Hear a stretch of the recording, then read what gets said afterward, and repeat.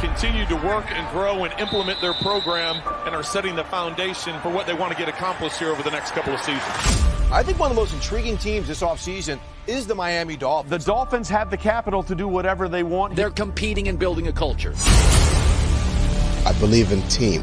I would say that. If you want to strive to do something great as a group, you got to work together. You have a plan, you stay true to the plan, you execute the plan. The Dolphins, this is how you turn around a franchise, like this. We're trying to build a team that's going to win right now, and we'll be very aggressive. Welcome to the field, your Miami Dolphins. We're looking for guys who are tough, who are smart, who are competitive, love to play. They have landed some big fish. Love what the Miami Dolphins did. You're trying to build something there. Patrick throws to the end zone. It is Parker. Darnold never saw the pressure coming, and he is leading. Siki wide open. Touchdown. Let's have some fun and play together, man. Win on three, win on me. 1, 2, 3, win. If you can get a group of young men to band together, to believe in one another, to practice and prepare at a high level, then you'll win ball games. Big man, touchdown, picked off by Bobby McCain.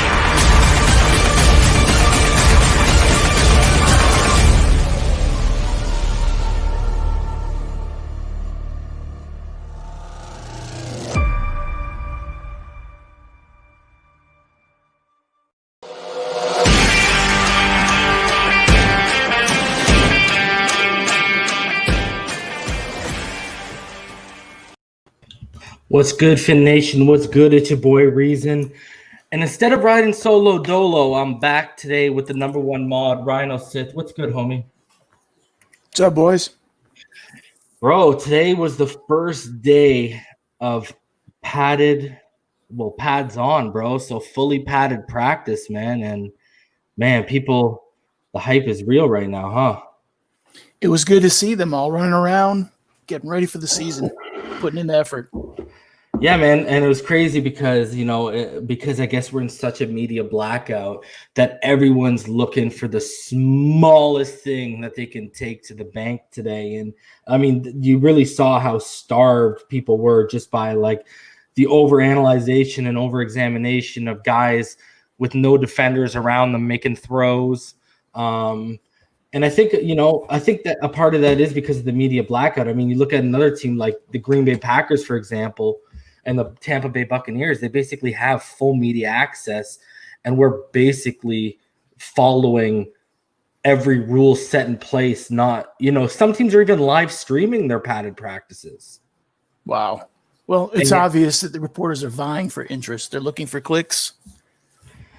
I mean, yeah. And the other thing too is, I guess because they're taking it so serious, the one thing Omar Kelly did say today was, out of the whole time since this COVID thing struck, he said today was the safest he's ever felt since he's been reporting or basically anywhere around, because of how strict the Dolphins were with the whole COVID procedures and with the media and everything today.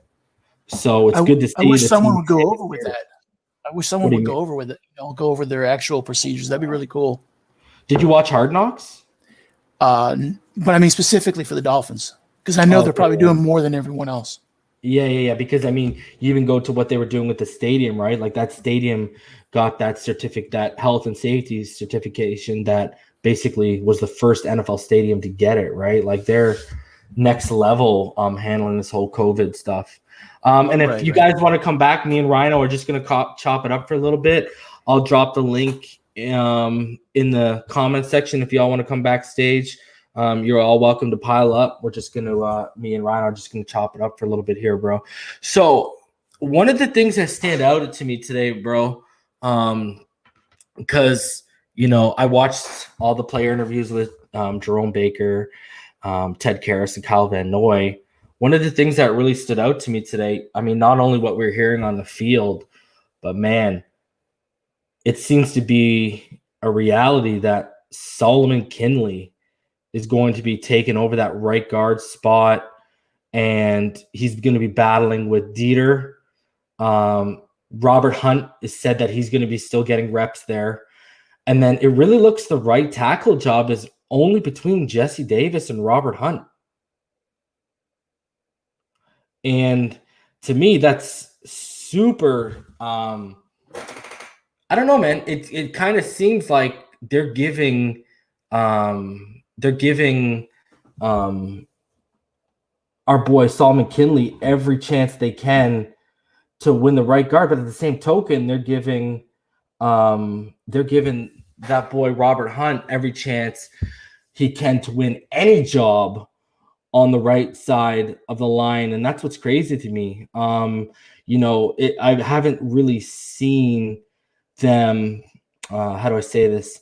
I haven't seen such an obvious. Everything that they do is always kind of under wraps, and they always keep it hold close to the chest. But they're making it clearly obvious that if you can't win the right tackle job, I mean, the right guard job is yours, Robert Hunt. I mean, when was the last time? Did you think you would be seeing basically them putting a job on a platter for a rookie like they are kind of doing with Robert Hunt? No, not from everything we're hearing, and we're hearing from the first day of camp. It seems like they want him to win one or the other.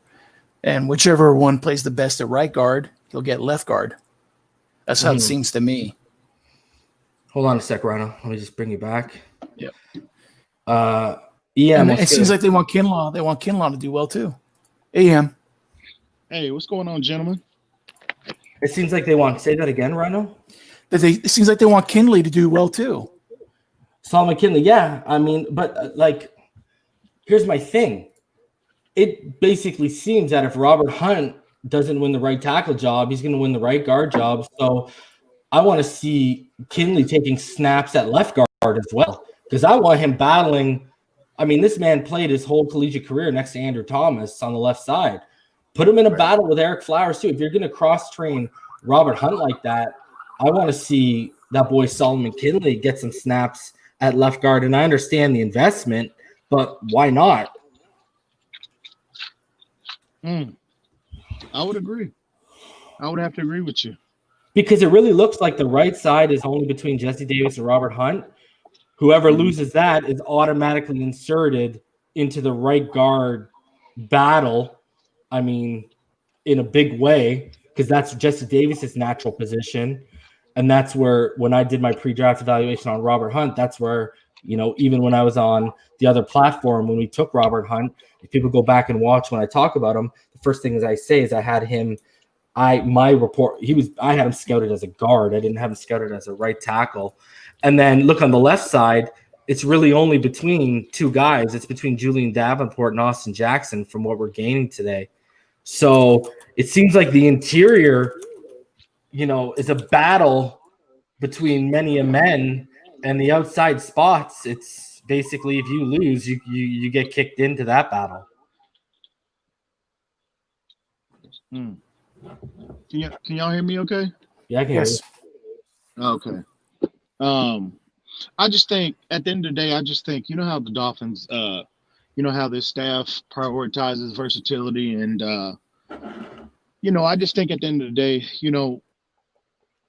at this point, I just think it was more, him starting today at the right guard spot. I just think that it's just more of like a cross training type situation at this point.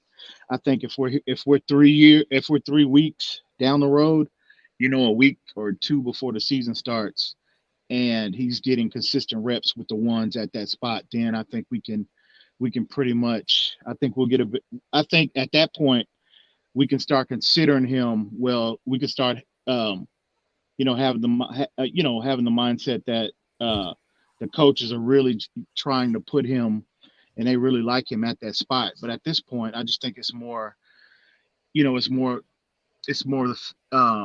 of them just, trying to get him reps at different guard spots. So and you'll see, just like Jesse Davis a couple weeks ago, he said that, he was being cross-trained at center. So I think at this point, it's just more of, trying to see where players fit.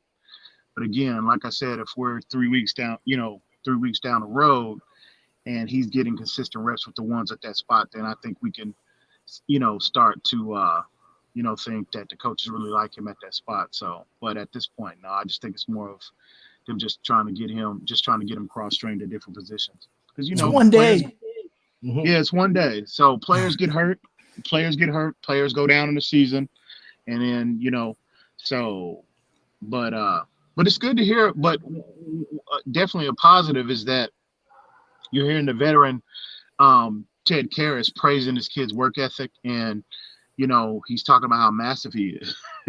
You know what I mean? Well, we all knew that, right? That was exactly. Memo, right? Exactly. And, I mean, you know how much I love this guy when we made that pick, right? Like, absolutely. I absolutely love that kid, man. We talked about him in the pre-draft process about potentially being a guard. There's some people who had a second, third round grade on this kid. That's what I had on him. I basically had an end of the second, early third round grade on Solomon Kinley. I couldn't believe he was there. Definitely. It sounds like today. Sorry, I'm sorry. No, I apologize, Ronald. Go ahead, homie. It just seems to me that it is one day, and that we always hear every year that the defense should be ahead of the offense. And from what we heard today, the offense had a much better day than the defense. So logically, based on how that's supposed to go, it shouldn't have gone that way today. So although everyone seems like they had a really good day in offense, let's see how it is 2, 3, 4, 5 days into this when the defense really starts to. Yeah, because Ken Webster had a rough one out there. Yeah, Ken Webster had a real rough day today. Yeah, the only guy you could probably say had a rougher day than him was Kalen Balazs, and I'm not even trying to be funny. Kalen Balazs had multiple drops, and he also got blown up by Kyle Van Noy for a fumble in 11-on-11 drills for a TD. No, that was Eric Rowe had blew him up. Oh, I thought it was. Don't make it better now that it's a safety blowing you up another linebacker. I didn't know reason though he had multiple drops though. I hadn't seen that. He had a couple drops today too. Wow. And here's the one thing. Apparently, so did Malcolm Perry. But if you saw Al from 3 yards per carry today, someone asked him about Malcolm Perry, and he said the one thing you saw from Malcolm Perry right away is how athletic this kid is. So really, yeah, he's like, he said that. He did a thread where he basically said, "Give me all your questions, and you can go find it on the 3 yards per carry." And boom, he pulled it up, and someone asked him specifically about Malcolm Perry, and he talks about the one thing that stood out was how athletic that kid was today. Wow, and he had a few drops. So that is interesting. That's good to hear, bro. Yeah, that's very good to hear. Well, it's good to see that he gave him a short answer, and he mentioned his athleticism and not the drops, which the drops you can find in various articles that came out today.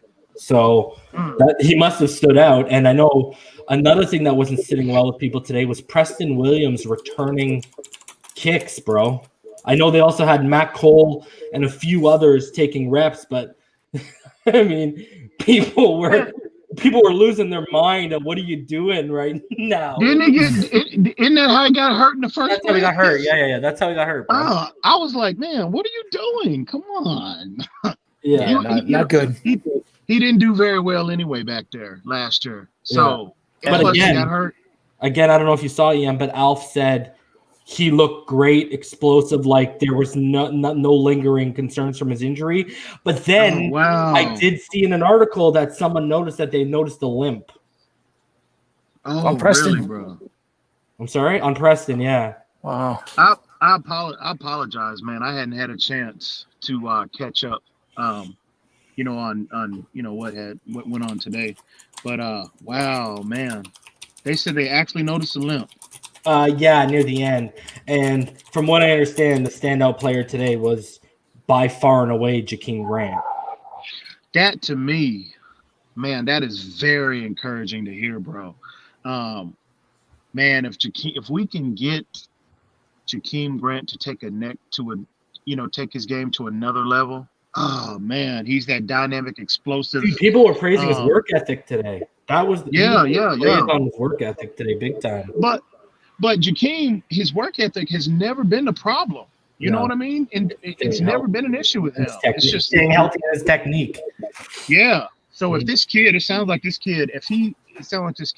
Now it's day one. and we need to, I think we need to pump the brakes a little bit. But and understand that it is day one. But if this kid can take his game to another level, oh my God, man! I mean, bro, let me put it this way: everyone wants to talk about the Josh Rosen 75-yard touchdown today, but everyone's missing the context, and it's out there for people to find. Jakeem Grant shook Ken Webster out of his cleats, and blew past the whole secondary and was wide open. Who's Webster? Ken Webster, the corner. I never heard of him. So that's the context of it. It was just a touch throw, and people are still forgetting from the reports today. Tua Tagovailoa in 11-11 drills also threw a bomb for a touchdown to Jakeem Grant, and from what I understand, Jakeem Grant blew past the secondary on that play as well.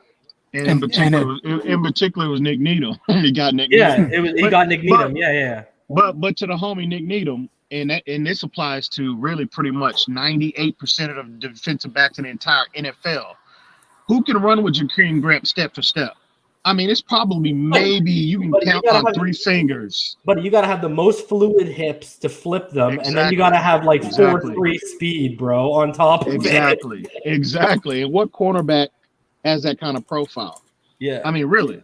So, and you better be coming out of your back pedal real fast too, because definitely. he'll burn right by you, right? Definitely. So definitely. yeah, I mean, it sounded like it was Jakeem's day today, bro. Yeah. Very encouraging to hear. And I wanted to show a little clip. I got a couple. Obviously, the one everyone wants to see, which is Tua throwing specifically. We'll play that. And then I got another pretty good 2-minute clip that we'll play after as well. Let's just go into this right here. So shout out to the homie Roadrunner. He's like my favorite Josh Rosen troll in the world. He's absolutely hilarious. Me and that guy have, you know what? See, that's the thing. Me and that guy can have fun with each other, and it doesn't get personal like some of these fools out here in the YouTube community. And I ain't talking about just content creators. Holla at your boy on that one. So, and what's worse is some of y'all are sitting here talking about, oh, I'm rooting for Josh Rosen. Well, let me tell you this. If y'all had been around since October, November, y'all would be rooting for Tua Tagovailoa a whole hell of a lot harder. Holla at your boy on that one, too, because you'd know the whole context of the situation, not just when you got here around draft time. For those people who got here around draft time, y'all don't really know what time it is. I don't know what else to tell you with that whole situation. Definitely. Y'all don't know what time it is, so y'all speaking out of pocket when you're even talking on it. So, we got this video I'm going to show here, and it's of a couple throws because a couple people are like, oh my God, look at Josh Rosen in the background, his throw. Guys, the receiver Josh Rosen's throwing the football to is running a go route up the sideline while Tua is throwing to like a slant. All right. So, I mean, I'm showing this because everyone wants to see it. So there's the dig, comeback dig route. That was Balaj, he did drop one. Yeah, and then, yep. Boom. 82, I'm not sure. Maybe the guy from Chicago. Maybe. I think this is the throw that I'm talking. This is the one. Look at it. This guy gets a check down route. Rosen gets a go route. Come on, bro. I mean, you can't apples and oranges, guys. Well, the ball boy could have got it. Yeah. And also, neither one of them has a defender in front of them. So are we really even at the end of the day, it doesn't matter. None of Tua's throws don't matter there. Josh's throws don't matter there. Nothing. Ryan, if he's in the background throwing the football, it don't matter because there ain't no defenders around and it ain't a live action situation last I checked. And this is why I got to address these people that are like, oh my God, Rosen today. Guys, do I really got to take you into a time machine and remind y'all how he looked last year in practice and last year in the preseason? Yeah. Because I'm starting to get a little deja vu here, okay? I know, right? We need to, the fan base, I get it. We're all we hadn't had. I think everyone's just starved for it, right? Exactly. Yeah. I get it, and I understand. And I'm I had to check myself as well.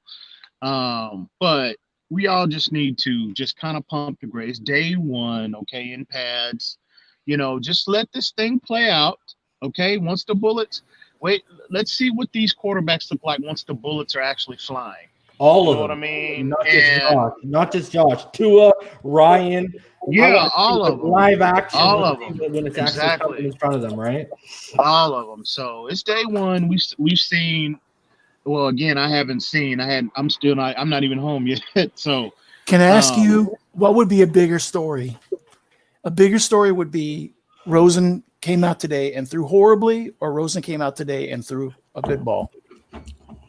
What's a bigger story? To me, it's if Rosen looked bad. That would be the bad story for me. This is good, but it has to be put in context, like you guys are saying. To be honest with you, even if Tua outperformed Rosen today, you wouldn't hear me bragging about it, bro. Because it's practice. Yeah. Well, I gotta really do the Allen Iverson. We're talking about practice. Yeah. Really gotta do come on, with man. no one in front of him. And I told you guys, what have I told you guys? I told you guys even a personal story.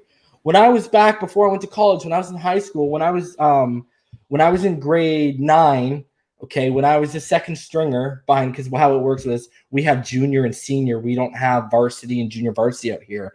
And junior is basically grade 9, 10, senior is basically 11 and 12. Okay. So we had a guy, me and this guy played rep together, et cetera, et cetera. The man looked like money in practice.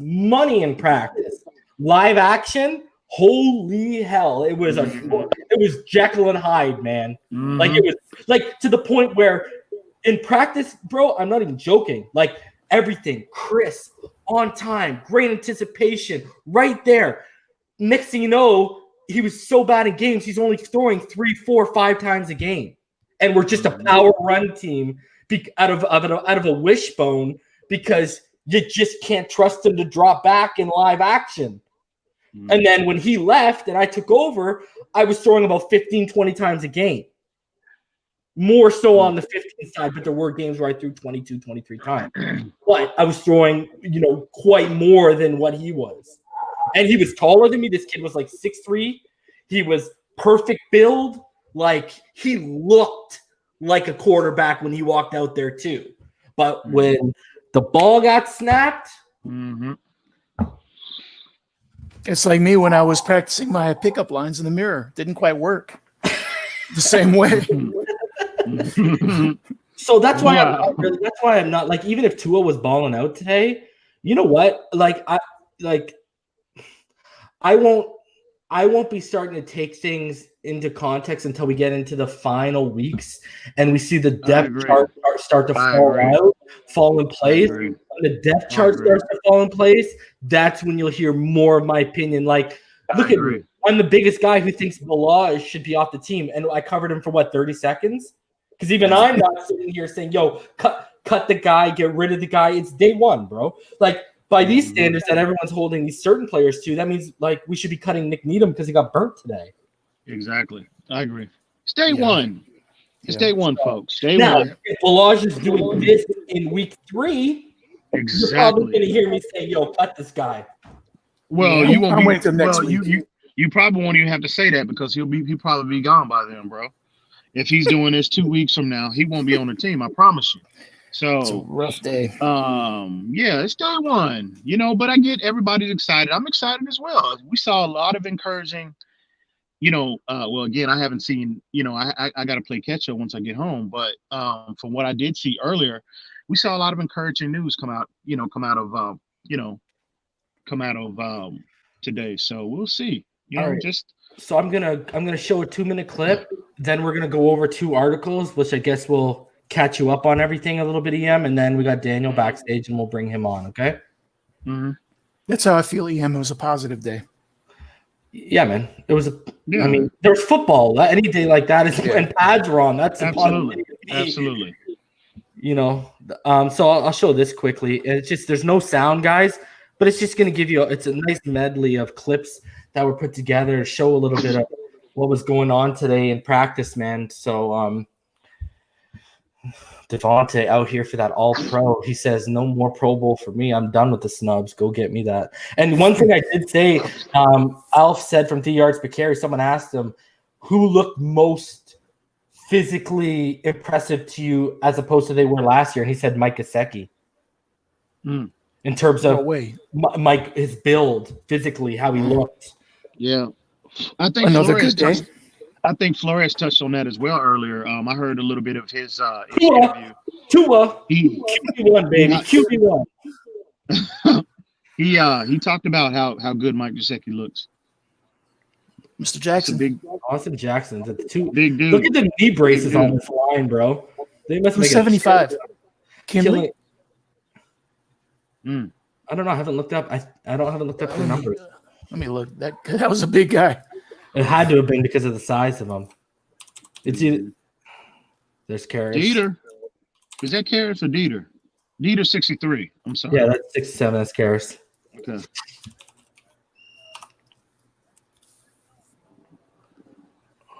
Devontae out here, boy.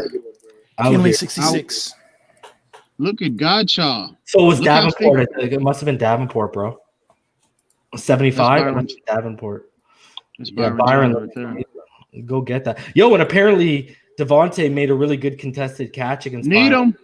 Eric Flowers 75. There you go. He's bigger than I thought. There is nice ball. Yeah, Matt nice Cole. ball. There's Matt Cole. There's Matt Cole. 82's Cole. Wow, he's bigger than I thought. Yeah. Man, what if Rosen takes his game up a notch this year? Oh man, that'd be great. We got trade options. Then we can get some decent for him, bro. All right, so let's go over these two. I just wanted to point this out to everyone too. Crazy day for injuries in terms of big names. I don't know if all of y'all saw it today, but I'll just go over quickly. Reported injuries today. Gerald McCoy with a quad rupture out for the year. Jalen Hurd torn ACL out for the year from San Francisco. Robert Alford torn pec out for the year. Trey Waynes, the big pickup for Cincinnati, torn pec out most of the season. Amon Marshall torn ACL out for the year, and big blow to the Eagles. Javon Hargrave pec strain out a few weeks. So already they're starting to pile up. Let's just hope that mojo, knock on wood, doesn't come our way. Keep my fingers crossed. Definitely. Okay, guys. So then let's go into here a little bit. Some news. Let's get into here. So, it basically goes over here. I believe this is. Is this the Adam Beasley article? Let me check quickly. This is Adam Beasley, Barry Jackson, and Armando all together. So I'll go over this quickly, all of it for EM's sake, because I know this is all fresh for him. So, some highlights. Devontae Parker and Preston Williams caught beautiful contested throws from Ryan Fitzpatrick. Parker also caught a deep ball from Fitzpatrick with cornerback Byron Jones in coverage. The Parker-Jones matchup will be one of the delicious subplots of camp. Williams looked good after ACL surgery in November. Among his other receptions Monday, a slant against rookie cornerback Noah Igbenogany. Williams ran routes crisply and maneuvered in and out of breaks cleanly, showing no ill effects of the major knee procedures. He seems to be on pace to be available to open the season, barring a setback. Williams also worked as a punt returner. Receiver Jakeem Grant had a very good day, including a reception on a bomb from Tua Tagovailoa. The first of what the Dolphins hope will be zillions of long TD passes thrown by Alabama rookie. That throw was in one-on-one drills with Nick Needham in coverage. Grant caught a deep pass from Josh Rosen, too, during team drills, which I believe means 11-11. Jamal Perry, the cornerback formerly known as Jamal Wiltz, had multiple pass breakups, but was then shaken by Grant, who wasn't today, who got wide open on a comeback route. Perry entered camp competing with Igbenogany, Nick Needham, and others for the nickel job. Dietrich Nichols also joined that competition. The Dolphins want to give Perry another long look in this camp. Senior cornerback Ken Webster had an up-and-down session, including tight coverage on multiple throws and a pass breakup on another, but he also allowed Grant to get by him on that 75-yard throw from Rosen that they referred to earlier on the team drills. Webster, the Patriots' 7th-round pick 16 months ago, who was claimed by Miami on waivers Labor Day weekend, went on IR last December after being in 8 games with 5 starts. Jones had very good coverage on Williams on one play. Byron Jones, Preston Williams. You can see why the Dolphins made Byron Jones the highest paid corner in football. He only has 1 interception the past 2 years, but is always around the ball. Safety Eric Rowe forced a Kalen Balaj fumble. Balaj needs a strong camp to stick. The physicality is good to see from Rowe. His pass metrics were among the best of all safeties when he moved there from cornerback last October. The question is whether Rowe and Bobby McCain hold up well against the run. Linebacker Kyle Van Noy had a terrific run stop on Balaj. That's why I had that confused. On one sequence, Van Noy is going to be helpful in so many ways to this defense. We're not permitted to identify starting groups, but we can go as far as to say there were no surprises on defenses in that regard. Guard Eric Flowers participated briefly in team drills, but was then pulled aside for conditioning works. Understandably, he appeared winded, which obviously because he missed time. Center Ted Karras confirmed that he has gotten to work alongside rookie Solomon Kinley, which we already covered. And other than Xavier Howard, everyone was present at practice. Thoughts? EM. Interesting. Again, Jakeem Grant's name. All over, Wow, right? all over. I mean, everywhere. That is, I'm telling you, man, I'm excited for this kid. Hopefully, this kid can stay healthy. Hopefully, he is this year's version of Devontae Parker, in terms of him being able to play 16 games. Because I think if this kid is actually, if he's resolved those issues in terms of his durability and his game, and he takes his game up another notch, this kid, there's nobody. He has Tyreek Hill type, obviously athleticism, and wow, what a weapon to have going into the season this year for Ryan Fitzpatrick or Tua Tagovailoa. Man, I just think this kid he brings a dimension to this offense that that nobody else, especially now that Albert Wilson is not going to be playing this year. Nobody else Kirk Merritt would, he's athletic as well, but again, we have to see him proven on the field. But we all know what Jakeem Grant, what he has done since he's been in Miami. He has flashed his ability. We've seen at times, over the last 3 years, just what type of big playability this kid has. And again, if he has resolved those durability issues and his game goes up another notch, man, that is going to bode well off of this offense, because again, wherever Jakeem Grant goes, he's taking the coverage with him. We've been consistent about that all off season.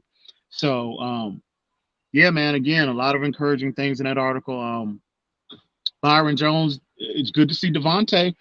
You know what I mean? Devontae Parker making plays on arguably our best cornerback. Devontae, he looks like, and if you look at his build, everybody's, we talked about, Tua looking like he's put on weight and he looks, in shape, and he looks like his upper body looks thicker.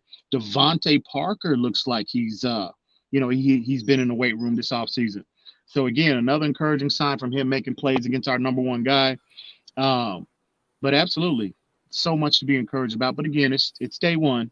It's day one, and I have to, I have to check myself and pump some brakes a little bit as well. My excitement. So, but so much encouragement. So hopefully these type of articles about these players can be consistent. I'm looking for the consistency. I want to see Jakeem Grant stack up multiple games like this. People coming out and praising him and talking about this kid's growth. I want to see that consistent, next week, the week after, and the week after, leading up to week one. Devontae Parker as well. So, yeah, tons of encouragement, bro. Tons of encouragement. Let me ask you both. I'll feel this to both of you guys. I know it's training camp and we're just seeing what we got, but we got guys like, apparently not much was really seen from Kirk Merritt today. I know it's day one. Really? Yeah. Really from nobody else. He was underthrown by Fitz. Yeah. So he didn't really get to display his stuff today because he wasn't targeted much. So you actually didn't get to see much from Kirk Merritt today. So let me ask you this. You got Matt Cole, you got Jakeem Grant, you got a guy like Kirk Merritt with 4.33 speed. Why are you even entertaining Preston Williams returning punts in practice? I don't know. I don't get that reason. Cross training. I don't get that. But you don't need to. He returned last year. Yeah. I don't get that. There's another way to look at it, that they feel he's healthier than expected. I don't get that. He wasn't good at it last year to begin with. That's for you sure. know what I mean? And that's actually one of Matt Cole's very strong points, right? Like that's one of Matt Cole's one of the things he's really good at is returning punts and kicks. It's day one. It's day one. But I just don't get Preston Williams he just didn't look very good in that role last year. And on top of that, again, he tears his ACL, in that role. I don't understand it. He just didn't look good to me last year. I don't like him in that role. But not confident back then. Mm-hmm. All right, so we'll keep it moving to the next one, and then we'll get Daniel on. So with Malcolm Perry expected to be used as a slot receiver and running back, the battle for the number 3 running back job is highly competitive among Kalen Ballage, Myles Gaskin, and Patrick Laird. Ballage, who posted the NFL's lowest per carry average in at least 70 years last season, 1.8, had another bad day with a drop pass. He dropped 4 out of 18 targets last season and a fumble forced by Eric Rowe. Gaskin, meanwhile, scampered for a long run. Laird had strong metrics in the passing game last season and was involved again in that area Monday. It's also possible that the Dolphins could look on the waiver wire for number 3 back behind Jordan Howard and Matt Breida if they emerge from camp without conviction on any of the 3. But all have a chance to win the job, obviously the job being running back 3. But we're not permitted by the Dolphins to identify starters. Presumptive starting center Ted Karras confirmed Monday he worked alongside rookie 4th-rounder Solomon Kinley. The right guard job appears to be a battle among Kinley, rookie 2nd-round pick Robert Hunt, and potentially Danny Isidora, with potential backup center Michael Dieter and Shaq Calhoun, 2 other options. Hunt is also expected to split reps at right tackle with Jesse Davis in the days ahead, as has been widely reported for months. And then Karras said of Kinley, well, it's been very fun to play next to him. He works really hard, and he's always trying to do the right thing. He's a great guy to have in the room. He's a cool dude. He's a very good football player, and I'm excited every time I go into battle with them.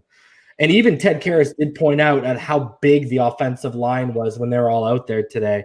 I'm just going to keep going here, and then you can go. Oh, go ahead. Go ahead. So the Dolphins made a smart move by adding linebackers who had good pass coverage metrics with Van Noy, Kamuga-Hill, and to an extent Landon Roberts. Even Jerome Baker said it's a great thing. It definitely helps us. And then it goes into a little bit of what Van Noy said. He feels like he's the last of the dying breed. I don't think you can find players that can do all 3 skill sets. Usually they're either in coverage or run, one of those situations. Very rarely do you get all 3. And then it just keeps going. And then it says here, it talks about Karras and how it's clear he's one of the leaders on the team. And he talks specifically about Tua Tagovailoa. He talked about he thinks he handles himself well. He's a very impressive young man. He also really spoke up. Ryan Fitzpatrick, he said getting to know these, because he talked about how he watches film with these guys. He goes in, he called it a low pressure situation. He likes to watch film with the quarterbacks. And he said, getting to know these guys, I've gotten to see some pictures of Fitz's family. I've been hanging out with Tua just here at the facility and watching film. And I like to know what they're seeing as well, so that we can speak the same language and be really crisp communication wise. And actually, Kyle Krabs had a very good question. He asked about the terminology, and Karras got a little giddy, saying he loved the terminology, the new terminology he's learning. And from what he portrayed, it seemed like the terminology was easier than what he's used to. And then just some quick notes. So, as noted, we aren't allowed to identify starters, but I would expect Austin Jackson and Julian Davenport both to get first-team left tackle snaps in the days ahead. The rookie has a legitimate chance to win the job. Perry learning the slot, and Gary Jennings, who has forged a nice relationship with Tua Tagovailoa, caught short passes from the rookie quarterback today. Speedy undrafted rookie Matt Cole is getting a look as a returner. Curious that the Dolphins are using Preston Williams on punt returns, considering that's how he injured his knee last November. He might be too valuable as a receiver to use in that role.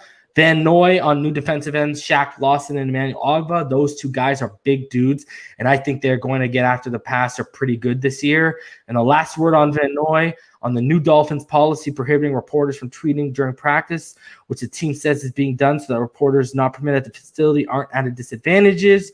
And he says, you guys aren't allowed to tweet about it. I bet you guys are dying right now, right? Bro, we're all dying, okay? I know, right? All dying. Right? Wow. So just your thoughts on that before we bring Daniel on. Yeah, Ted Karras, what he said, which is very encouraging. Well, he talked about how big the offensive line is, but but he talked about also how big the overall team is on the line of scrimmage as well as off the ball, in terms of the linebackers.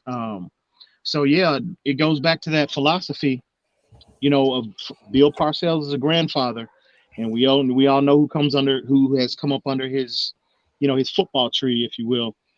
His philosophy was always bigger, stronger, and that was his philosophy. And it looks like our staff prioritizes size, strength. You know what I mean? So that's encouraging to hear, encouraging to see. But Jerome Baker, he's talking about that bodes well for us, but I don't necessarily think that bodes well for him. These players with Kamu Grugier-Hill as well as Kyle Van Noy being dual, having that dual skill set, in the run game as well as in coverage. That doesn't necessarily bode well for him. So I hope he's out there, taking it. I hope that he's improving this year, because I've been consistent about this all off season. These linebackers that they brought in, familiarity with Flores, familiarity with the scheme. These players they grade out a lot better than Jerome Baker last year in that role, in the same role. Potentially they could be playing just, potentially the same role that Jerome Baker played last year. So I get he wants to publicly, give praise to his teammates and whatnot, but that doesn't necessarily bode well for him. I'm telling you. I think these other players that they brought in, they've proven on the field that they, in coverage and especially in the run game, that they can, grade out much better than what Jerome Baker has, last year. So, we'll see how that unfolds. But, yeah, again, man, a lot of encouragement coming out of these articles. Any thoughts from you, Rhino, before I bring Daniel on? Yeah, real quick, I just thought Karras's video was really good. I like the insight that he gave, that he sat with the quarterbacks and watched tape with them. I think that was a lot of good insight and very impressive to me, his attitude. Yeah, you can pretty much probably lock him and Flowers in as the only starters we really could pencil in at this point on that. Yeah. Daniel, what's good, homie? Yo, Daniel. Yo, chilling, man, enjoying my day. Hope y'all enjoying yourselves as well. I mean, football is, feel good. The pass on just feels good, But to be honest with you, to hear like our offensive, it seems like our offense is doing pretty good, and how much money we spent on the defense. It seems a little questionable, but we can't really say anything because Xavier Howard ain't out there. And to me, I still believe Xavier Howard is going to be our number one corner. I mean, he's played that pretty much almost his whole career. And once I told y'all, like, Brian Jones has played the number two or free safety his whole career. So to me, that's just me. He's playing the number one, which is great practice, because right now it's practice and he's getting better, even though he's getting burnt. I feel like the whole defense, because they asked Kyle Van Noy about Tua, and I felt like Kyle Van Noy was a little salty. He ain't want to little say nothing. I felt like they were getting ate up a little bit. So, but it felt good. It do feel good that our offense, and like when you showed that clip, showing our offensive line how big, and just knowing how athletic they are, man, it's just the potential for our offense, like, can be so good, especially if Tua, and Josh Rosen, I don't want people to be like, I like Josh Rosen. It's so good for us to have two good quarterbacks. Even if Josh Rosen don't start, say if something was to happen to Tua, or really I don't want anything to happen to us. I don't even want to speak that to existence. But, I like to have two good quarterbacks. There's nothing wrong with having two young quarterbacks with potential. I feel like that's good. I like having good players on my team. I love that. So, especially both of them balling out, and if Josh Rosen can give Tua enough time to heal up and he's playing good, bro, that's just, in all ways, that's good for us. And it's not, in no way that would be bad for us. But just hearing pretty much what the offense is doing, I just want to see what the defense will do. Pretty much when Josh Howard, saying Josh Howard, Xavier Howard come back, it'll be pretty nice. I would like to see that. I would like to see what the defense can do. Yeah, I don't think today's really. It's either the offense is much better than we thought, or the defense is much worse than we thought. I'm tending to think the defense is very good, and they weren't really hitting it today. That's my view. That's how I saw it. Well, the other thing too is, right, like we haven't been given, like, because usually when you're gonna have scrimmages, not just team drills, but when scrimmages, if you guys remember, what they'll do is they'll try and give you guys as best as they can with a stat line, right? Like okay, so here you go. All right, so Josh Rosen completed a 75-yard pass to Jakeem Grant today. How many passes did he complete, and how many didn't he complete? Mm-hmm. You know what I mean? Like from what I understand in team drills, Tua Tagovailoa only threw the ball twice, and he completed both throws. One was the bomb to Jakeem, and from what I understand, the other one was a check down. 40-yard, yeah. So like we're not like. Tell me how many times they're throwing. Tell me how many times they're connecting. I need to know the context of the coverage. Like there's so many things. Like I would even read today that Byron Jones went up for a pass breakup on Devontae Parker, and he kind of let Devontae have it because it wasn't a serious drill. But I forget who it was pointed out that it would have been an easy breakup for Byron if they were actually in a game situation. But it kind of seemed like there was even still of a relaxed, like I'm not saying that practice was relaxed. Obviously, you know, they asked Karras today about the physicality and he said it was physical, but I still think we're in the early stages of not only the feeling out process, but these guys just starting to get their legs under them too, right? Because, you know, they're basically coming off 2 weeks of conditioning, whereas if this was last year, I'm pretty sure the pads would have been already on. Last week. Yeah, the pads would have been on. So we would have already been into we would have been starting week 2 of pads right now. Yeah. I heard something goofy today, and like I'm glad we just like I don't want us to get too physical in practice like the Cleveland Browns, bro. Like y'all heard about that with Nick Chubb. Like I think somebody tried to blow him up. He had a concussion in practice. I don't want that. That's a major player to your team. I don't want you doing that in practice. That's the player. That's the player. That's the player. Chubb was my first pick in the Dynasty League I joined this year, bro. Chubb is their best player, in my opinion. I think Cam Akers is going to be a player too. Cam Akers. Dude, I asked the guys on the panel. Cam Akers is one of the guys on my top 5. I would like if you go back, you can go back, and when I did my big boards, Cam Akers was in my top 5, man. I wanted Cam Akers, man. We missed on like the DeAndre and the JK and my favorite Taylor. I would have been totally okay with Cam Akers, bro. I would have been more okay with Cam Akers over AJ Dillon. Yeah, Cam Akers, I think, is going to be. People are going to sleep on him this year, and I think that he might be they might establish the running game they were missing. Gurley's knees with because he can do everything Gurley used to do. He can do pretty much like you say, like a DeAndre Swift, like And he's better he's better against stacked boxes than DeAndre Swift, J.K. Dobbins, and Clyde Edwards-Helaire, bro. He's a big boy, man. He's a good back, bro. To me, guys. After the first game of the season, I'll start to process what I think because that's the only thing we're going to see. That's the way. Well, I think you should start the process a week in the last week and a half of training camp because. But can we trust reports? That's my question. You're going to. I think they're there. Well, I see. The thing is, I think you're going to have more of a grasp on, even if they're trying to hold it back, I think you're going to have more of a grasp of who the first, because they're not even allowing. I agree. You can't even tell who the second or third string are right now. That's why they're not telling you, like, they aren't telling you when Josh Rosen was out there. I know Josh Rosen did run first team offense today. I think all 3 of them did.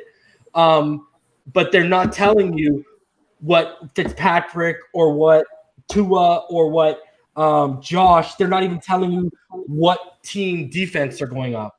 Again. Well, we know Grant went against Webster one time. We know that. I mean, and that's clearly not first team defense, bro.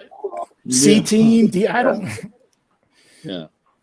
So I think again, it's just day one, man. It's it's just we're just starting, and again, another week, 2 weeks, 3 weeks down the road, we'll get a much clearer picture.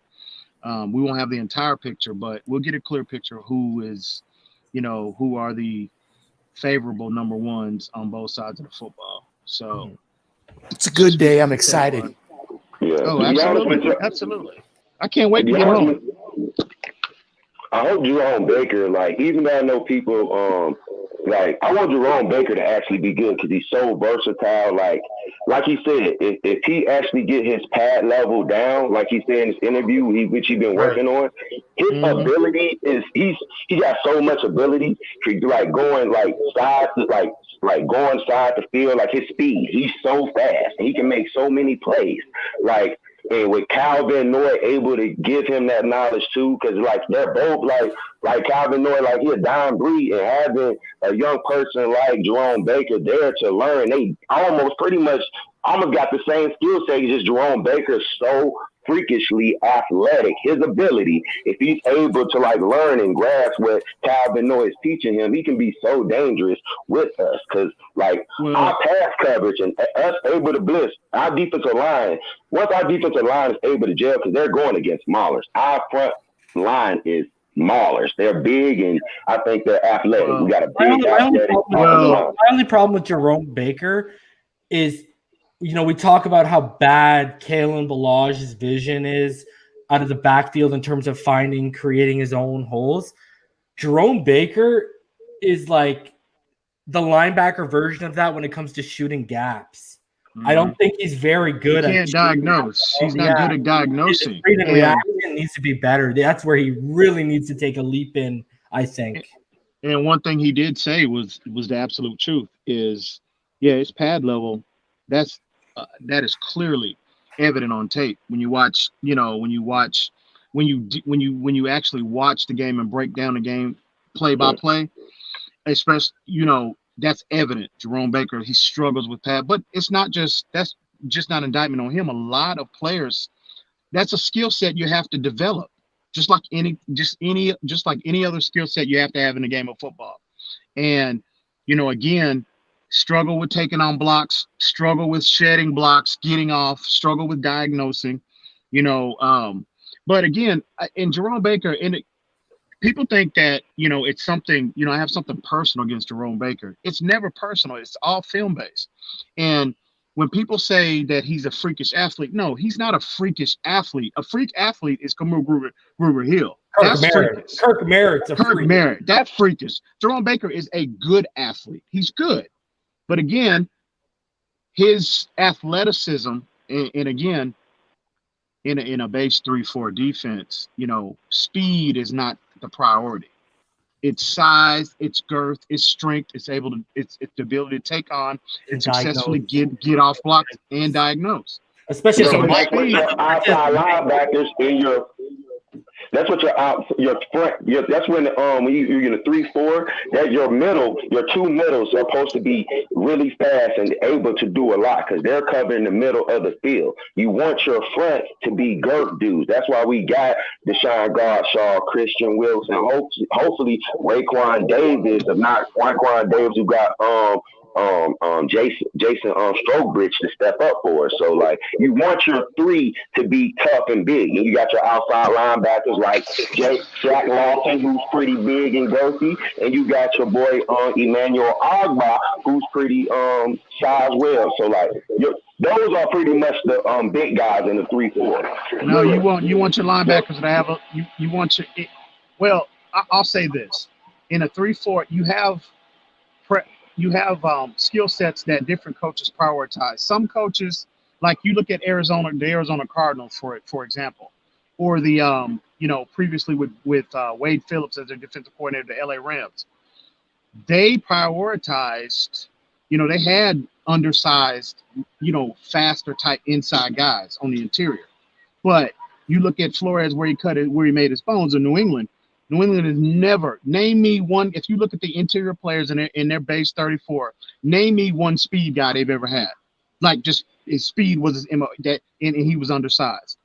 I'll wait on that. Yeah, you're right. You can't find it. So different coaches. I can do it with the different. Yeah, because look at Dante Hightower. I mean, he's not a speed guy. Dante Hightower, Brandon, right? 260. Brandon Spikes, going back to Teddy Bruschi.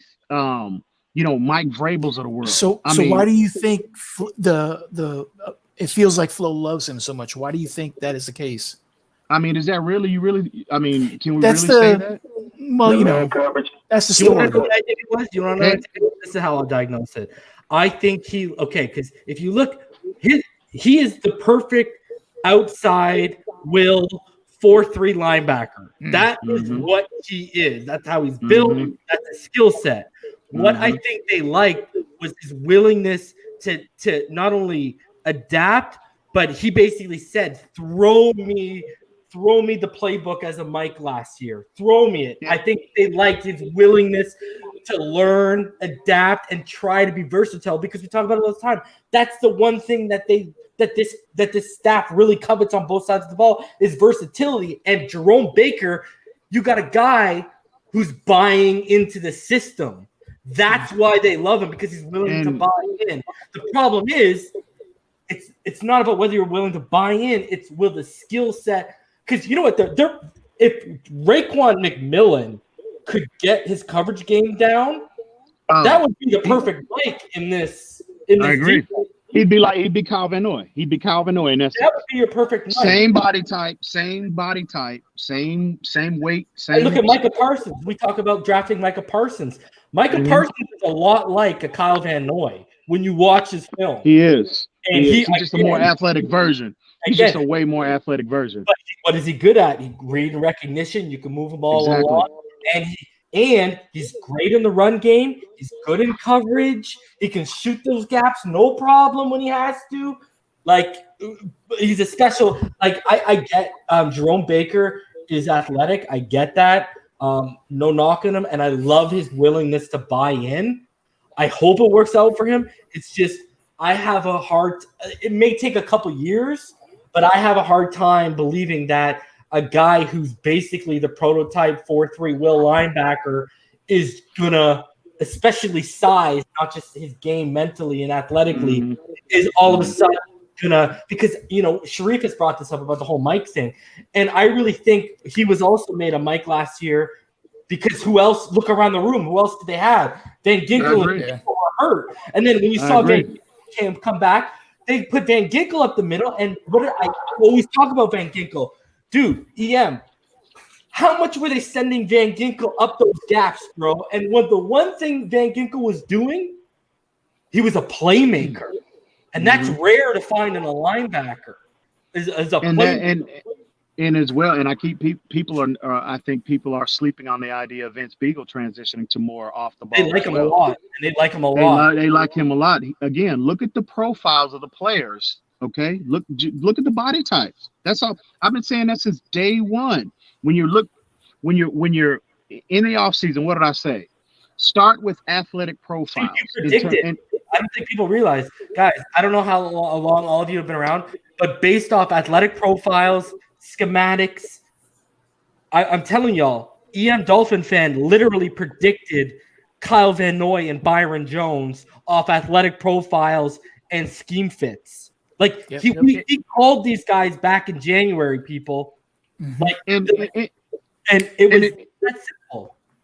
And it just and I tell people all the time, but I don't know why people get insulted when I say that. I don't know. I might when I make that statement, it might come off that, I'm a know-it-all or whatever, but that's not the case. I just have a knowledge base of fundamentally what the schemes are, what the priorities are as far as responsibilities within the overall scheme. And I've educated myself over the years,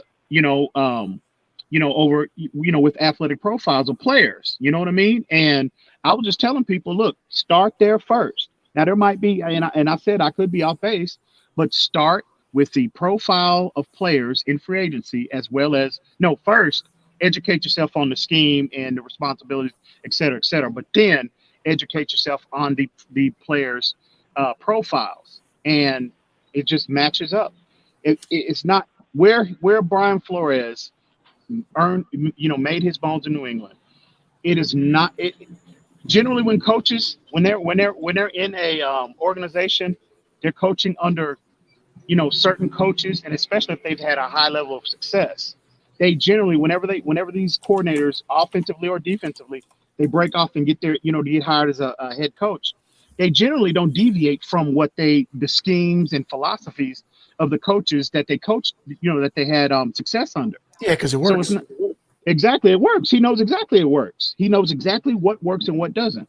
So it's not that, I know more. It's just over the years, I've learned, just not from a Miami Dolphins standpoint, but the NFL in general. That's generally what. The only thing I feel like is that we judging Jerome Baker on a defensive line where we got Taco Charlton, and he was pretty much our lead. He led us in sacks. Like, he was our lead sacker last year. So I felt like our defense was weak, and offensive line kept getting to the second level. And we already know that Jerome Baker is already he's already an undersized linebacker. But for me, with his ability and him being able to have the skills to cover tight ends if he developed them, and being able to go around the field, especially with our front. Now our front is getting pretty big. He'll have more time, I think, like more ways to maneuver. He'll probably be able to hit more gaps because more gaps will be more open for him. He don't got word now about the offensive line being back there already touching him because, our defensive line was pretty much but look, and that's that's legitimate. You can make that argument. I mean, we had a lot of inconsistency on the defensive line last year from everyone. You know what I mean? But in the event, the thing with Jerome Baker is this. I just think his role, I've been consistent, his role needs to be changed. But I've been more harsh in terms of Jerome Baker's roster spot, in terms of him being on the 55-man roster with the, here since free agency, the players that they brought in. But I think they want that tandem that Raekwon McMillan they had at Ohio State. I think they want that tandem, and they just trying to get those two to develop. I think they want those two linebackers on the field at the same time like they were at Ohio State, and that's what I think they want. And they're going to keep trying to develop those two. I think the player that they love is Raekwon McMillan. That's the player I think they love. Because I necessarily don't get that with Jerome, but there's an overwhelming sense of what it is. You know what it is too. I don't get that with Flores and Jerome. You can tell Jerome Baker, like you can tell with how he acts and conducts himself. He's a really likable guy too. So he is. So that's why I think fans really root for and want him to succeed too, is because he seems like a genuinely good dude. And that's okay. And and I get that. He seems like a likable dude, but I'm about winning games. I don't care how likable you are. What can you do for me on the field? What production can I get out of you? And we saw last year him in that role. Okay. He failed miserably at it. He got ate up in coverage. But you got to put it in context. The defense, the whole defense was suspect. The whole defense.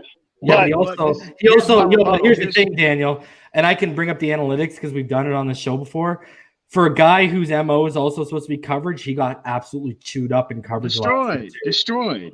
And also, pretty much that team got destroyed last year. But he did good, but he was getting a little. Raekwon. Okay, here's my rebuttal to people say when they try to make that argument out of Jerome Baker.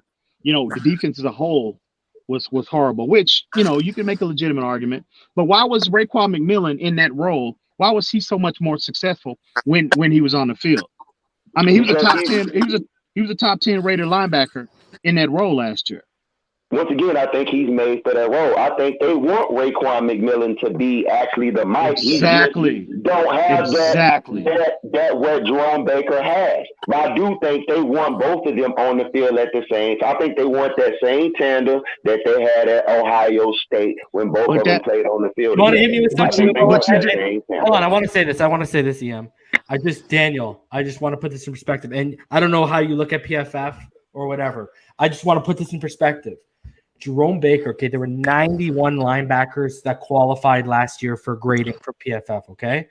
Mm-hmm. Jerome Baker was 77th. Sam Eglavine was 72nd. All right, so let me say this. Like, stats do mean something. And I would say this. I don't agree with a lot what Skip Bayless say, but one thing he has said that I do deem that is true. You got the stats who tell half the story, and the eye test tell the other half. So you have Exactly. to That's see even what worse. they're actually doing. That's So even I know worse. on the field, though. But I know on the field, if I'm actually looking at the game and I see the reason why he's having these stats because of the whole defense, like I said, like if I'm seeing the offensive line getting to the second level, and I know that our best sack player last year was Taco Charlton, who we got from the Dallas Cowboys. He wasn't our best player. He wasn't our best player. Players. I said one of our best. He was at the end when we actually started doing good. It was because he was adding pressure. It was because of every one of his sacks was actually considered statistically a cleanup sack. Exactly. He wasn't our best. He wasn't. And here's where I'll push back a little bit. In coverage, I can't give you what you're saying. If you want to give me that in run defense, okay, I can give you a little leeway with what you're saying. But in coverage, I can't give you that, especially when it's supposed to be Jerome Baker's MO for, I believe last year. Let me look at this. I believe let me just, before I spit out something, I know it was near. So he allowed an NFL passer rating last year when he was targeted of 106.7. That's very, very bad. It's like arguing Josh Rosen, this Josh Rosen narrative. It's subjective. Let's bring this guy. Let's not bring this name up. Listen. No. Listen, I'm talking about from this standpoint. It's subjective because if you're talking about film, like you just mentioned, the eye test, bro. Jerome Baker's film is horrible last year. Again, people are getting on. They're getting stuck on his perceived athleticism. And again, I keep telling people it's like Josh Rosen. People think this kid is immensely talented. I've been saying that from day one. I don't see it on tape. Jerome Baker is a good athlete. He's not a freakish athlete. He's good. So people, again, same type of situation why people keep getting caught up on, well, I think Jerome Baker, I think this is subjective. If you take emotion out of it and evaluate him and you evaluate him accordingly based off film and the analytics, you would clearly see this is a player in this role. He's a deficient player in this role. I've just been saying this, find a different role for him. But with the additions of these other players that can match or exceed his athleticism, that can give you more within the confines of your scheme in terms of run support, I just don't see what role can you define for him within this scheme. Now, Ian, I just don't see it. Now, Ian, like you just said, now we can actually grade him accordingly. Now that we actually have building blocks, we got building. Now we got like what you call that. Now we got almost your core. You got your little foundation. Now we got somewhat of our foundation. So now we can start judging him accordingly because our whole team is young. I don't want us just to give up on a young talent who has talent because everybody on our team has talent. We just got to watch them develop. I don't want us to just give up on a young dude because he played on a team that was terrible and we're basing his talent off a bad team. Everybody played bad. Like, everybody was bad. He was bad. I'm not saying he was good. Vince Baker wasn't bad. I'm saying I see ability in him. Let's watch him grow. Since our team is young, let's watch all our young players grow and get the chances. Now we actually got a core. I got to say this. Out of those 91 linebackers for playing on a bad team, Raekwon McMillan still managed to finish the 33rd best grade compared to Jerome Baker's 77th. So I want both of them. I want both of them on the field at the same time. To be honest with you, that's the whole point. Raekwon McMillan was the middle, and I wish, like y'all said, he was more like Raekwon was the weak who can guard the tight end. Here's the whole point. We're not a fourth scheme, though. Yeah, he's a wide 9 will linebacker. But you look at Vince Beagle again. You know, I mean, he graded really highly when he came back last year as well. All I'm sitting here and saying is you can't hold one player to one standard and another player not to another. And that's all I'm saying here. Like, you know, here's the thing. he would have flashed. Even on a bad team, you would have flashed. And Raekwon McMillan at times last year on the tape flashed, especially in the run game, obviously. Absolutely. But you still would see that flash. You would still see, like, obviously, put it this way. Raekwon McMillan's MO is the run game, and he has to get better in coverage so he can become a permanent 3-down linebacker. So even with a bad team, you still saw Raekwon still be very effective in the run game. The bad didn't hinder his MO. My thing, he played that his whole career. He has played that position. Well, that's the point. I mean, Jerome Baker haven't played that his but career. That's my whole point. That's my whole point. I'm trying to explain to y'all, man. This kid is playing out of position. Okay, he doesn't have the skill set to flourish in that same role.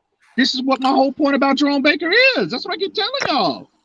That's you validated everything I've been saying about Jerome Baker from day one, which was what you just said. That's what I've been consistent about. Yeah, it's not about whether he's a good. To us, it's not about. See, the whole thing is people are going to conceive this as we're crashing him when actually it has nothing to do whether he's a good or a bad player. It has to do whether he's a fit at the position they're using him at. And all we're saying is, good player, bad player aside, he's not a good fit for a Mike linebacker in a 3-4. That's all we're saying. In the 3-4 that we want to put out there. And I think this year with the players that we've acquired, I think Miami is going to transition probably, because I think that the approach will still be to be multiple in terms of, formationally, but I think the Dolphins would transition to more 3-4 looks and 3 more fronts as opposed to in terms of the base. They'll transition to a more 3-4 based front. I think this year with the players that we've acquired. So again, not to knock on Jerome Baker personally. I don't know Jerome Baker from a can of paint, but at the end of the day, bro, the tape don't lie. The analytics do not lie. The scheme, the lack of scheme fit does not. He's just not that player. And let us all preface that with, we hope he proves us wrong. I hope so. I would. That's love good for us. So I would absolutely, with his speed. Okay, if he develops, the other aspects of his game, I would love to see a player. He would be like a slightly more athletic version of what Kyle Van Noy is. You know what I mean? Kyle Van Noy, like that article stated, the article Reason wrote up earlier. He's a complete linebacker. He gives you production in the run game. Obviously, he gives you production in coverage, and also he can rush. So Jerome Baker physically, okay, from a speed standpoint, Jerome Baker can do a lot of the same things that Kyle Van Noy does, maybe even at a higher level, because I think he's a slightly more faster athlete. But that's why he just doesn't get that tutelage. I understand, but again, the tutelage, that's not everything. It's about being able to physically play that position. And at this point, I just think Jerome Baker is just outmatched. He just hadn't consistently displayed that skill to play on the interior. Now, if you put him again, this is what I've been consistent about. I would call up the Seattle Seahawks. I think if the Seattle Seahawks, that cover 4-3 base scheme that they deploy, I think he would be better suited in that role. Because if you go back to 2018, when we deployed that same scheme, that 4-3 base, wide 9 base scheme, Jerome Baker graded out significantly better than he did last year. So again, I just don't think he's a scheme fit. I just don't. And until he proves that he can handle the physicality, the physical nature of that position, I'm gonna be consistent on my opinion of him. I'm gonna consistently question his role on this defense.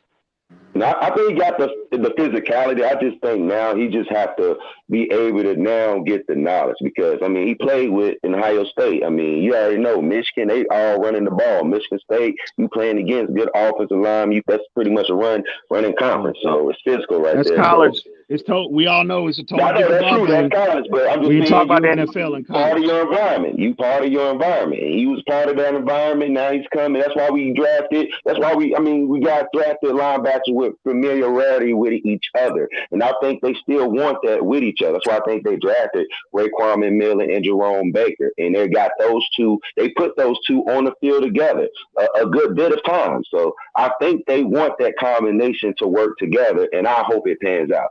I think that would be a good combination with like Raekwon McMillan patrolling the middle, like y'all said. If he's like his cover skills get a little bit better, he would be pretty much, you know what I'm saying? He would almost be a Pro Bowler. Like yeah, but those two players were drafted under a different system. He would be a Pro Bowler, I think, Daniel. You're right. Mm-hmm. And they were drafted under a different system. When they were drafted, that is true. We weren't running the same system then. But Raekwon McMillan is scheme diverse, though.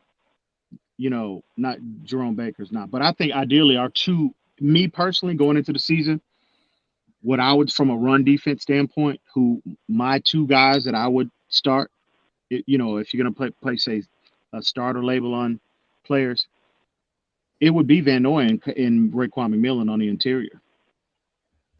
I mean, you know, and even if, you know, you can deploy in terms of matchups, you know what I mean? You can just, in terms of, you can put Kyle Van Noy in coverage. You can deploy him on in coverage more, and you can just keep Raekwon hovering around the line of scrimmage. But I think from a run defense standpoint, ideally that would be. I think if those two, if the Dolphins opt to, you know, start those two, for the most part, you know, them two getting more snaps together, I think our run defense would improve significantly. I truly believe that. What's good, Adam? What's up, man? Hey, I was actually gonna ask y'all a question. Go ahead. Who do you think will What's be going our on, man? Who do you think will be our best player to have a breakout year? Talking from last year, no rookie. Don't put a rookie in there. I'm talking about our best player from last year will have a breakout year. Mike Gesicki. And the reason why I'm going to say Mike Gesicki is because of all the opportunities he's going to be given in the slot and on the boundary now, well, especially in the slot with Albert Wilson. If he can have a breakout year and his targets increase, he could be in the conversation of a top 10 tight end by the end of the season. That's if he takes advantage of the target. Because, you know, I preached this. Last year, out of all the tight ends in the league, including Kittle, Kelsey, Ertz, whoever you want to name, he had the most snaps in the slot and the most snaps on the boundary.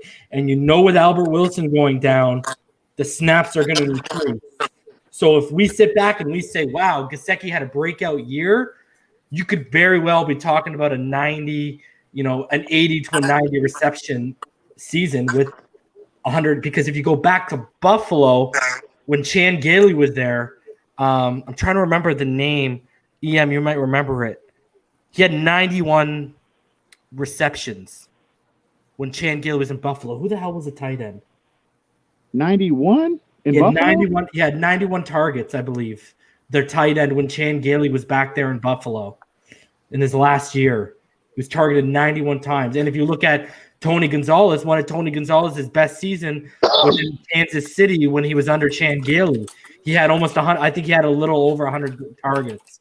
But if you go back to Buffalo, it's the last year or the second last year Chan Gailey was there. His tight end had about, I think, 91 targets to be exact. Yeah, Chandler. I think it was Chandler. Adrian Gray, I think he's right. I'm pretty sure it might be Chandler. I think you can put – that's legitimate, though. I expect – you know, I expect Mike Gesicki's targets to go up as well. But, a player that nobody's talking about is Eric Rowe. If Eric Rowe can consistently – and I think, you know, he did last year. If he can prove, you know, this year, if he from a week-to-week basis that he can hold up in run support, because we all know how well he graded out in terms of coverage when he was inserted into that strong safety role. But I think Eric Rowe could be poised for a very, very good year this year, man. I really believe that. Yeah, if he can prove that he can, he can hold up around hold up on the line, on the line of scrimmage, I think Eric Rowe can have a very good year this year. I hope it's Christian Wilkes. I think Christian Wilkes That was David Nelson. Christian Wilkins is. Well, I've said Christian Wilkins is my. I think he's the one that's poised for a breakout year. But I threw Eric Rowe in there number one because I believe he can have a big year. But I've been saying Christian Wilkins for all off season. So I was like, when I was thinking about our team, who could be, poised for a bigger role and we can get more production out of him this year. I think you can include Eric Rowe along with Gesicki. Yeah, I just want to cut you off for a sec because it was David Nelson in 2011. Bro, he was targeted 97 times. David Nelson. By Fitzpatrick under Chan Gailey. He was targeted 97 times. He had 61 receptions for 658 yards and 5 touchdowns. David Nelson. So we've got Tony Gonzalez in Kansas City, had one of his best years, and David Nelson, he didn't even come. The only his closest he came to that was 2013 when he had 36 receptions on 60 targets. So people who were saying, the tight end might not be utilized, if David Nelson got 97 targets, don't sit here and tell me Gesicki might not see 100. And you stole my pick. You stole my pick. I think Gesicki. I think you might see a 75 to 85 reception year from Gesicki if he gets targeted 100 times. Oh my God! So I love Gesicki. Is Byron Jones, and I think he's going to push for the AFC lead in interceptions this year. That's my prediction. Interesting. You said what? You said it again, please. Byron Jones, our number one cornerback, is going to push for the lead in the AFC for interceptions for quarterbacks. That's my prediction. Who's the best player y'all think we got in free agency? Oh, it's clearly Byron Jones. Yeah. I think it's Shaq Lawson. Oh, here I go. Do you want me to give you the best player or the most valuable player? Because I think they're two different people. The best player is Byron. The most valuable to me is Kyle Van Noy. Mm-hmm. And if you listen to Flores today when he was talking about Kyle Van Noy, remember what we were talking about on some streams ago? That's our field general, bro. That's exactly. And we talked about communication. Flores, he mentioned that word like 4 times when he talked about Kyle Van Noy. Yeah. Communication. And when we got him, me and you said that's our field general. That people don't realize.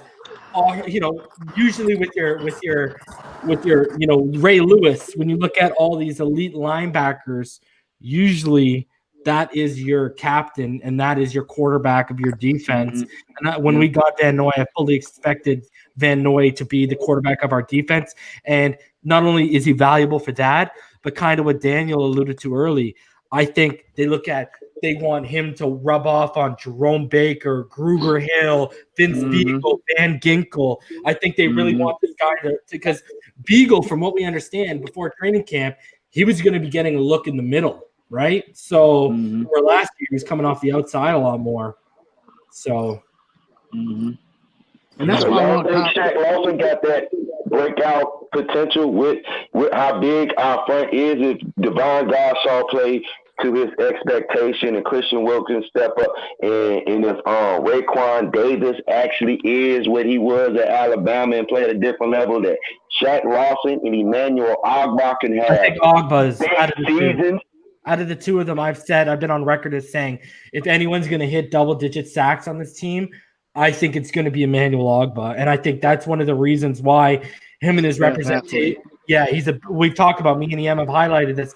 Not only can he beat you with his speed and athleticism, but he's that rare breed where he can also beat you with his power, right? So that makes him ideal for this offense. And I've said this on stream as well. I believe that's why his representation and him only signed a 2-year deal, because I think they truly believe that as long as he stays healthy, they'll be able to cash in off of his 2-year stay in Miami.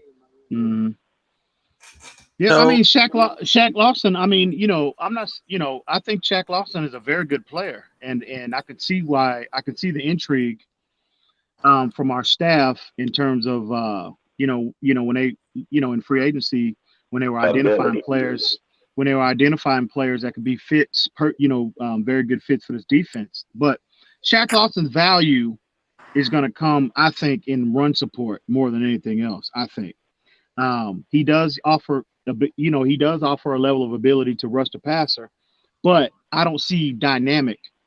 You know what I mean? Because I don't think he's not, athletically, he's not a dynamic player, but he's a very good athlete. But I just think I agree with Reason. When we got Agba, when we signed him in free agency, we were on TD's platform, and I said, man, this kid athletically, you know what I mean? I think people don't realize how good of an athlete he is from a height, weight, speed perspective. And he's just the best athlete in terms of the edge players. He can beat you with speed. He can beat you with power. And I'm agreeing with Reason. If there's anybody, and I don't think there will be a double-digit sack guy because, again, this defense is not schemed to prioritize one player, and have them go get you double-digit sacks. That's just not the design. But if there is a player, because of his athleticism, it would be Emmanuel Agba. Y'all underrated Shaq Lawson a bit. I think he's like 6'6", almost like 270, 280, something like that. And he's pretty big, pretty physical and fast too. He's pretty athletic. He got ability. He has a bit. I think he's gonna be our best pass rusher. To be honest with you, our best edge. He's gonna be the best edge we have. I'm not sure. I'm not. I think he's a very good player. Mm-hmm. You know what I mean? But I just, Agba is just a better athlete in my opinion. Well, I mean, Agba's what? About 9-10 pounds bigger. Because what? 275. Shaq Lawson's 6'3", 267. Manuel Agba's 6'4", 275. Yeah, but Agba runs a 4.6 and Lawson's in the 4.7. Yeah, I look at Agba. I don't think Shaq Lawson offers. I think Shaq Lawson offers you power. I don't think he offers you that bend or that speed around that on the edge. I don't see that on tape with him. But again, he's going to be productive. I'm not saying he's going to be Taco Charlton by any stretch. I like his game. I love his game. But Agba is just that rare. Agba is just he's a legit athlete. He's a legit his athleticism, he's a very, very good athlete. So can't wait to see him. But again, he's another player with durability issues.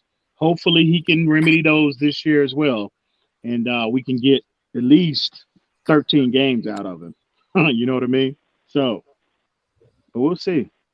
I'm going to say this, man. It was a pleasure speaking with y'all, but I got to go real quick. Right. It was a pleasure. Absolutely. Have a great night, man. Absolutely. You too, bro. I just want to Adam, you have some feedback, so I got to mute you, bro. Aquavision, no, David Nelson was actually a tight end when he was in Buffalo in 2011, and I'll even bring it up for you right here. Position, 2011, tight end, number 86, 97 targets, 61 receptions. He was a tight end. They lined him up at tight end that year. He wasn't playing wide receiver till he went to the Jets. So just to put that out there. So, anything else you guys want to go through here? No, bro, I'm good. I need to play. As soon as we hang up, I'm going to play a little catch up because I haven't had an opportunity to really go through and read everything that came out, today. So, yeah, but a lot of encouraging news, man. And hopefully that injury bug, knock on wood, man. You see players starting to drop like flies now, man. And hopefully we don't experience any of that, at least at least until the regular season. That's why they had Flowers riding a bike today, so they wouldn't have all those blowouts. Yeah, exactly. So, a lot of encouraging news, man. I'm elated. So let's get it, baby. Let's get it. Great first day. Absolutely. Hey, one more question and I'm going to go. Who's starting quarterback? Ryan Fitzpatrick. That'd be Fitz. Fitz. That'd be Fitz. Week 8, Tua. Okay. That's my opinion. What do you think? What do you think, bro? Me? What do I think? Yeah. What do you think? I think it's going to be Fitz, but at first I wasn't a big Tua fan. Don't get mad at me. I was not a big Tua fan. No, you good, bro. You good. But I've been watching a lot of videos on Tua. And I got an actual cousin that is in Alabama, and he is a season ticket holder. And he told me that was the best pick that the Dolphins has done in forever. And he was telling me I needed to watch highlights on him, and he's kind of wearing on me. Like, I would say here's where I am as far as Tua. We all know how I feel about this player, but from an Alabama perspective, based off his film from Alabama, absolutely, you can say that. But just like any player, not just. Man, I'm hearing a lot of feedback, bro. Can y'all hear me? Yeah, it's on him. Cars going by. Oh, I hear you. No, you're good, homie. But I want to, Tua's going to, I'm evaluating Tua from this, this point forward. He's going to, just like any player. It's not, relative to him. That's any player. He's going to have to go prove it. He's going to have to go get it just like everybody else. And he's going to have to earn it. Mm-hmm. So I think he will. I think we have the infrastructure in terms of in our organization so that this kid can be set up and given every opportunity to flourish. In that role, but he still, like Flores said, he needs a repetition, and he's going to have to go out and prove everything that he gets, and that applies to every player. So that's why Fitz has to start. Tua has to take it from Fitz. Mm-hmm. That's how I see it. I agree 100%. All right, Adam. Thanks for coming on, buddy. Yep, y'all have a good night. You too, bro. Have a good one, bro. All right, man. Let's go through final thoughts here. EM, let's start with you, buddy. Bro, I don't have much, my friend. I'm just excited with, the reports that came out today. Hopefully, I'm very excited about Jakeem Grant. Again, I just want to see him stack these, these type of, practices on top of each other, being more consistent, leading up into the regular season. Because, now that Albert Wilson is not on the team, he's not going to be playing this year. We're going to need someone to step up, not just necessarily in the slot role, but we're going to need somebody else to step up to offset what the production, the contributions that Albert Wilson brought to this team last year. So hopefully that guy can be Jakeem Grant, because he's that dynamic athlete, that we have on our, in our wide receiver room, that he can just tip. He's one of those rare players that wherever he goes, and I consistently harp on this, wherever he goes, he's taking the coverage with him. And again, that just opens things up for the offense as a whole. So hopefully he can become more, consistent in practice, in the next 2 to 3 weeks. And hopefully he's resolved those durability concerns that we have about him, because, at the end of the day, man, it's just going to bode well for our overall for our offense, excuse me, but it bodes well for the team overall. So, but absolutely a lot of encouragement. So hopefully, not just him, but a lot of players can start stacking up these good practices on top of each other moving forward. Rhino, any last thoughts, buddy? Yeah, same thing. I was really happy to see Grant get some kind of success on the first day with his offseason, posting his videos. Looks like he put a lot of effort into it, and he got a little payback today. I was happy for Rosen that he got some good publicity. I far much better to have that than him being reported that he's throwing bad.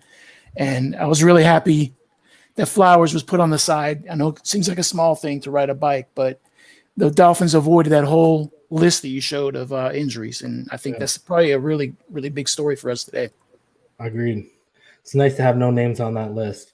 And guys, I'm just going to address something real quick, and I'm going to address it for like 30 seconds here. I'm not even going to spend all this time, because I heard there was a little bit of a rebuttal to the information I gave you guys this weekend. So I'm just going to be a little bit more transparent, and I'm going to show you guys what set it off. So you guys can see it here right in front of you.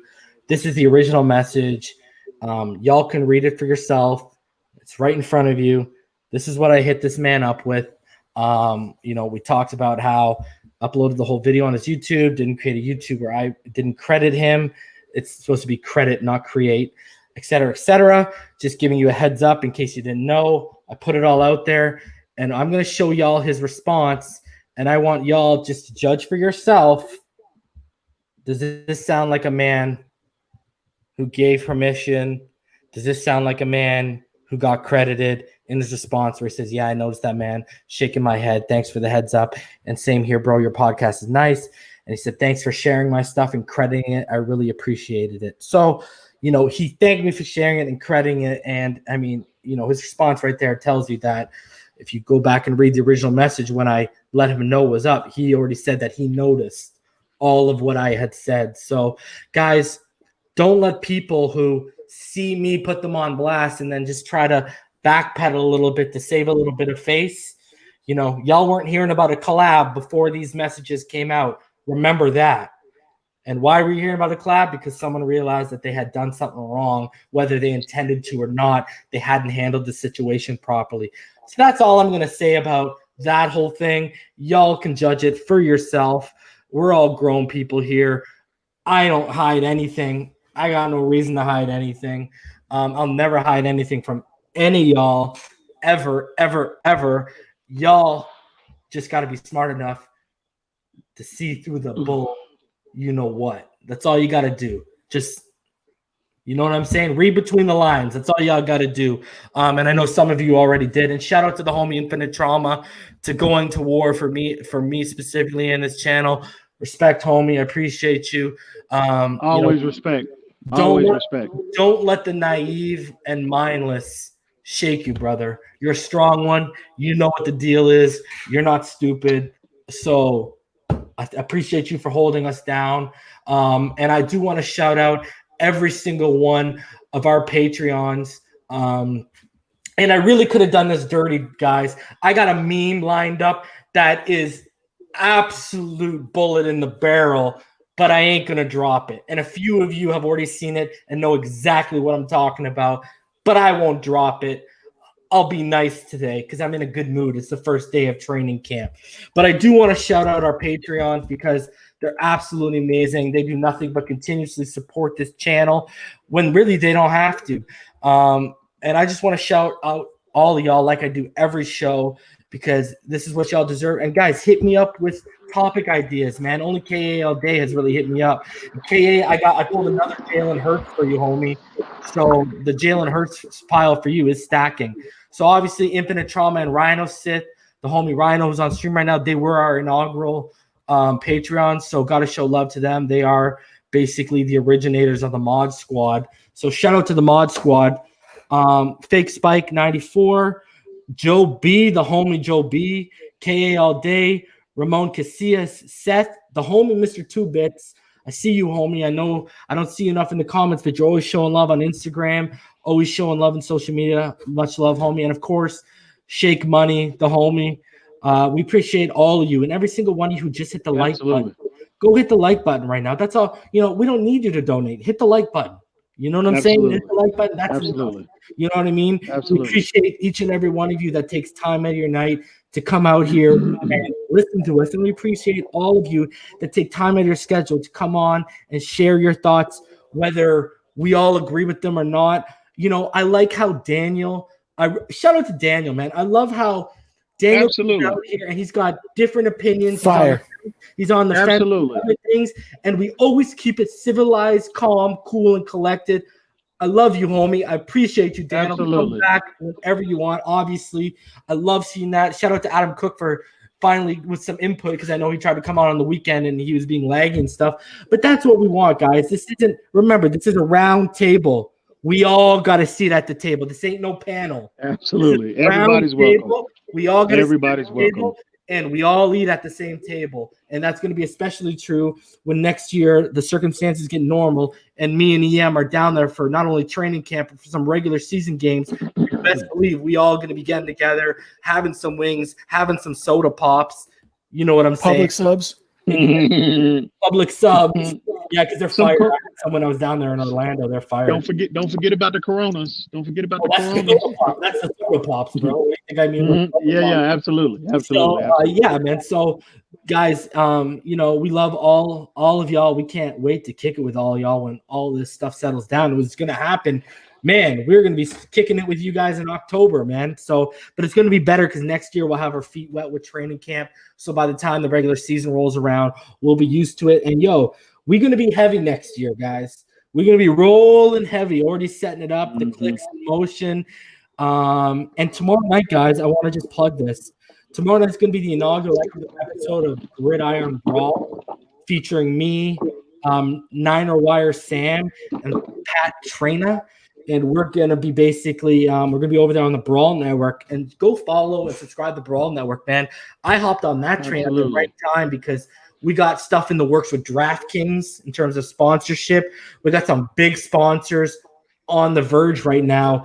And I really want all of y'all to go over there and show some love. And tomorrow night, absolutely, 8 p.m. Eastern on the Brawl Network's YouTube, we're going to be debuting our show. So it's going to be about an hour long. I want y'all to, and if there is some big news, I'll go live after I'm done there.